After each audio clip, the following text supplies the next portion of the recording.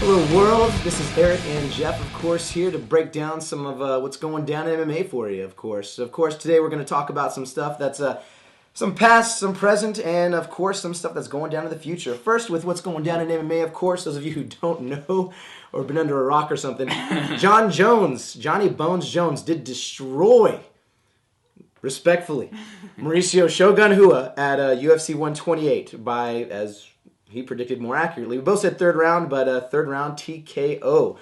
Also, those of you who don't know, a lot of people were excited for the BJ Penn and Fitch rematch.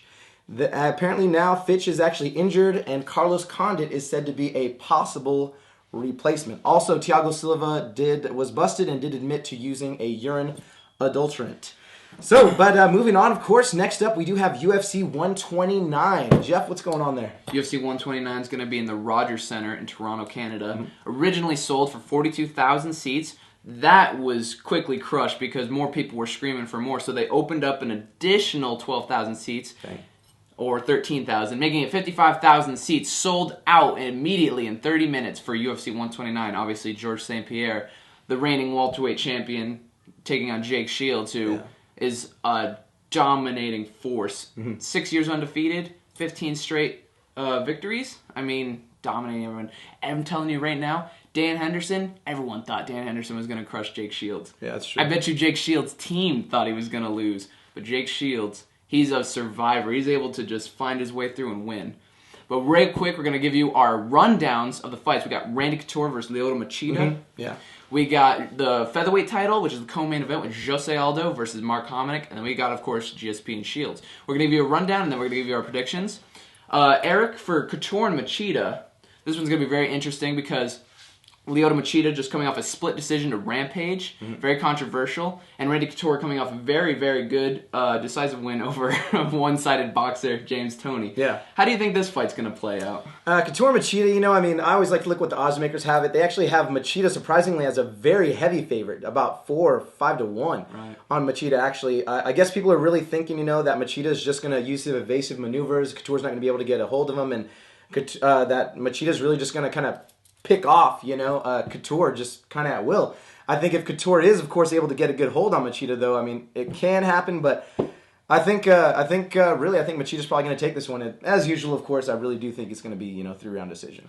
Right. Well, you know what? I believe Lyoto wants to prove a point. I think he won the fight with Rampage, and I think he wants to win decisively. He probably knows his job might be on the line because Dana did threaten to cut him if he loses. Yeah. So I think he wants to prove a point. Randy Couture's on a 3-fight winning streak. He's been kind of going through people right now. Right now, Randy Couture's looking for interesting matchups. So Lyoto is perfect for Randy because Randy's known for trying to get people against the fence, hold on to him, dirty box with him, clinch with him, try to take him down. But I actually think Lyoto's got a better ground game than Couture. I actually think Lyoto Machida will use his speed and evade Couture, try to keep out of range, pick his shots very wisely, and of course, probably take Couture down and beat him up. Everyone talked about how Tito Ortiz was going to take down Machida over and over and just dominate him. Couldn't even get his hands on him. But Lyoto was able to take Ortiz down with ease, dude. Yeah. So I actually think Lyoto Machida is going to take this one. I'm actually going to go with a decision, but it's going to be very decisive. It's going to be like all Lyoto. Yeah. So next. Go ahead.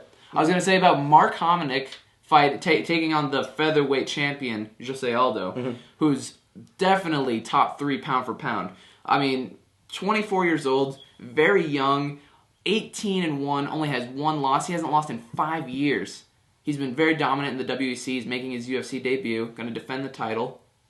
I actually think this is going to be a very, very awesome and interesting matchup at the same time. What do you think is going to happen? I'd like to say I think it's going to be an awesome, interesting matchup, of course, and it does have the potential to be one, of course. That's the thing. In MMA, everybody knows MMA is extremely unpredictable. Not extremely, but, a lot of it only takes one punch, with those small gloves, something, a lot of the guys say a lot. But, Aldo, dude, he's just amazing. Amazing striker. What he did against Uriah Faber was just like, wow, just destroyed his legs. What he did to Mike Brown, to everybody, destroyed them. And Hominick's good. Most experts are really saying if Hominick is able to keep it standing, that he may have an advantage. They say he's a really good striker. And his fights, he looked like a good striker. He did look really good. I disagree with that. I think Aldo's just too good on the feet as well. Yeah. And he's a Brazilian Jiu-Jitsu black belt. We haven't even seen his ground game yet, but we know if it does go to the ground, he's not going to be in a problem. Yeah, well, and plus Aldo, they say is actually a Brazilian, at the Brazilian tournament champion, which sometimes they say is better than the world championships because some guys can't afford to go to the world championships, so they just fight in Brazil, whatever. But he's destroyed world champions, in jiu-jitsu. Yeah, so that's going to be a cool thing. I think really, who knows? I mean, Aldo might try to prove a point and say my stand-up is good enough to beat Hamik. He might try to stand up with him. If not, he might try to take him down and beat him with his jiu-jitsu. Either way, even though I think Aldo's going to win regardless, I do think it is still going to be an interesting fight. But really, my prediction on that one, I think Aldo's probably going to end it. I still think TKO, really. I think Aldo's probably going to end it TKO second round. The interesting thing, though, is that Mark Hominick is from Canada, and this is fighting in front of his hometown. And with 55,000 people cheering behind you, he's going to feel like good to be home. He's going to have the hometown crowd, but I still don't think it's going to be enough. I think Aldo's going to destroy him the second round, TKO, set him up with some good leg kicks. Yeah.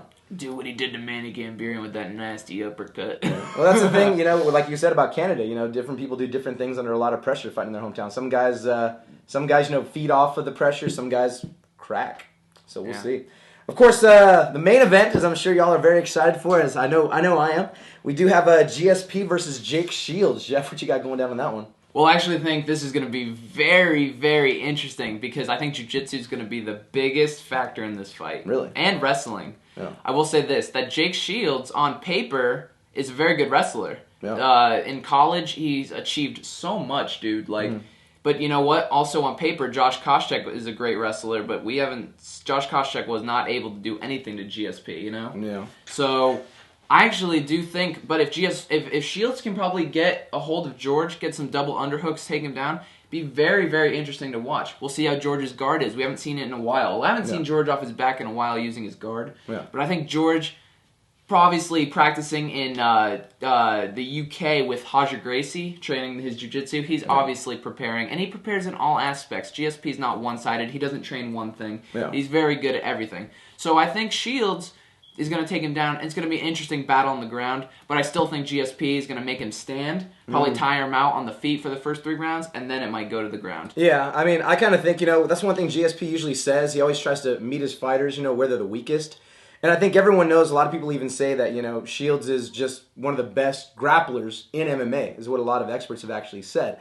So an interesting thing in this one, I really think if GSP is a man of his word, he really is going to try to stand up with Shields. If that takes place, of course, I know GSP a lot of times apologizes when his rounds go 5 decision, but Shields has been rocked a couple times. I don't think he's ever been knocked out though. So I think Dan Henderson one was a pretty powerful exactly. shot. So honestly, I mean, I still think even though GSP apologized when his fights go 5 rounds, I really think if he does try to meet Shields where he's weakest, he's going to try to stand up with him, and I think it's going to be GSP by 5-round decision. Yeah, I think GSP also is more well-rounded because if it was on the feet, I don't think Shields really has a chance. I think Shields' game plan is obviously to get George on the ground, try to have a battle down there because he doesn't want it standing, Yeah, so regardless, I think it's going to be an awesome night of fights. Of course, again, Couture Machida, Aldo Hominick, and GSP versus Jake Shields. 2 championship fights. Going to be an awesome night.